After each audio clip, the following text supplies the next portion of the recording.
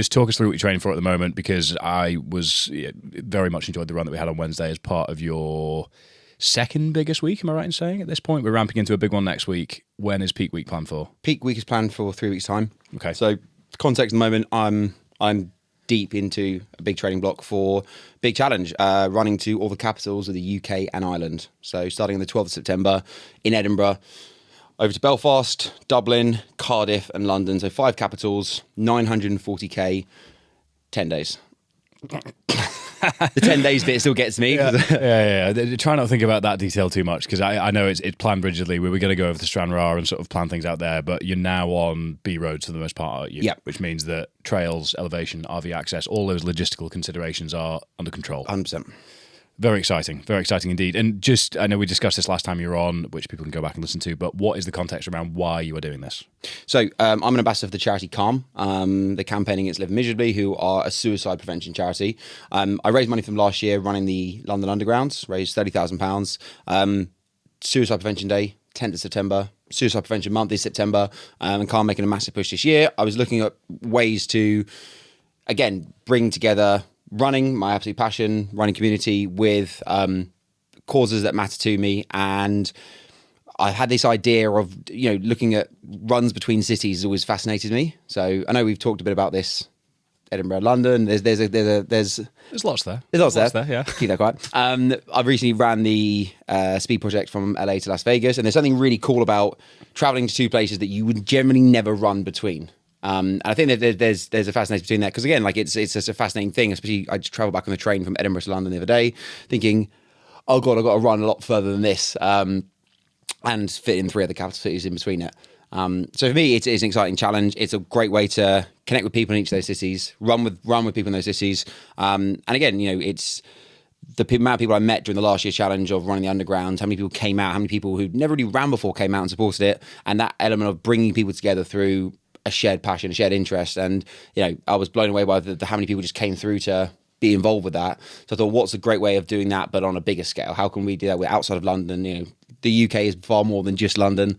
And I've had this idea and put it together. And again, before routing it properly, was like, what's the rough distance between each of these places? Okay, let's put a marker on 10 days. And then I actually routed it and realised it's a lot further. But I had stuck with the 10 days. I had 10 days in my head at that point. So I was like, well, I've said it to myself now, so we'll go from there. So, with the goal to raise £100,000 for Calm, which we are on the way to doing. Fantastic. What's the starting point that we're at right now? Obviously, people start donating once they see you suffering, but where are we now? How does it? I think we're 4K in so far. Excellent. So kicking it off there. Good I thought, you know what? Best way to do it, start with a donation myself. So £1,000 in myself, money where my mouth is. You got to start somewhere. I thought, let's start with that one. Yep. So, yeah, it takes away that immediate pressure of having it sit at 0 for too long as well. Yeah, thank God. So luckily, we got some support. But I appreciate people want to wait until the challenge underway, or you're near enough completing it. So I've seen other people do fundraising on challenge before. People generally donate as you're finishing because I want to make sure you've done it before, which is fair enough. I can understand that. But it's one of those things that for anyone who is raising money for any challenge, don't get disheartened when the donations will come as you're doing it, as you're making your way through. So in terms of attacking this one, it's very different in terms of the psychology, support and general vibe day to day. You've got the cities, which are going to be high energy. There's going to be a lot going on. You've got people around you. You've got all those community elements that you've done a phenomenal job of really consolidating here in London and will be doing in other cities.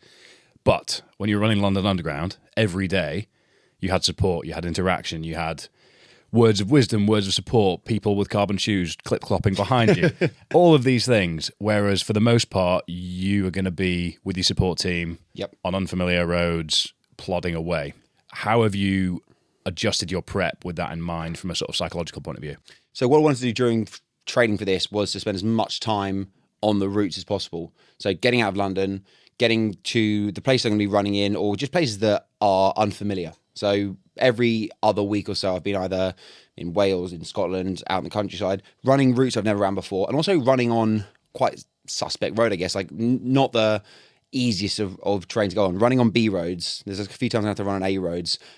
It requires a certain level of like nous about yourself to be like, right, there are cars going to be flying past me here. And that is something that is sort of preying on myself at the moment, thinking there's going to be days where I'm running on pretty busy roads in that unfamiliar territory, no one bar my team around me on those sections to sort of look out for it. But it's very different. With the London Underground, there was not a single moment I didn't have someone join in from the public who was, had the tracking device on me, and people could find where I was. It's really easy to get to me because every couple of minutes I'd run past a tube station, so people could join me for a small section.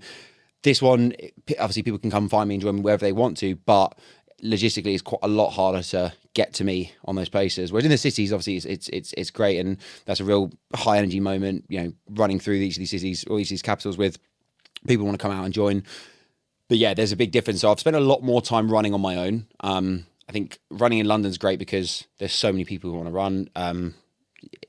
Whether I just go out on my own, I end up running into people I know, or running into people that I'd roughly run the same sort of route. Running middle of nowhere does require a different mindset when you're on your own doing these things, especially in the big weeks. Like, this week, obviously, I ran with yourself 2 days ago in Scotland. The previous 2 days were solo on unfamiliar territory, and also it wasn't too anyway with that. I ran to Livingston, the base. It's basically Scotland's Milton Keynes. Just roundabouts. Yeah, roundabouts. Has Milton Keynes got a shopping centre? A disappointing shopping centre? Yep. Big one, but disappointing. Scotland's Milton Keynes. There we are, Scotland's Milton Keynes. Because that's the first 25k of the route to Stranraer, which is day 1, day 2. And it was just a case of very familiar road. I'm following the map, the route I've devised for myself on Strava, and whatever the route is, we just have to go through it. Whether or not it's because lots of people message me after being like, "Oh, you should have ran the canal. The canal's really nice." Canal's really, I'm like, I am trying to go the fastest way possible. The canal might be lovely, but I need to kind of get used to, like, how do you deal with roads where there's no site, there's no path, you're running on the road and it's tight bends, so cars could whiz around the corner. Like, just getting used to kind of standing out a little bit, putting your arm out so people can see you before it's too late. So that adds another element to it, another way of preparing for it. But also, like, it's when there's people constantly watching you, joining you in, it does kind of carry you forward a little bit. There's going to be like 90% of this run is going to be middle of nowhere. No one's around. You just got to get moving. And then logistically different. With the London Underground, I'd finish a day, I would jump on the tube and just go home. Sleep in my own bed, have my own kitchen, have everything I need at home, and we just pack the bags in the morning and go out. Obviously, this time I can't go stay at home, so it's in an RV. That's everything we need has to be in that RV for the whole time. And that's also where we're going to be sleeping, eating, everything's going on, not just me, but the crew.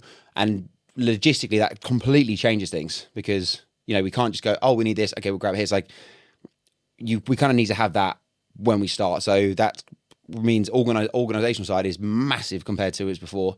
And also like that RV's got to work. Got to make sure that, if anything happens to the RV, that kind of screws us over as well. So we have to be really conscious of this. So planning wise, it's taken a lot more time, effort, and energy. And also training for this year is significantly higher. So as you know, the more you train, the more you need to rest and recover. And also the less energy you have to spend planning, training, all this kind of stuff. So yeah,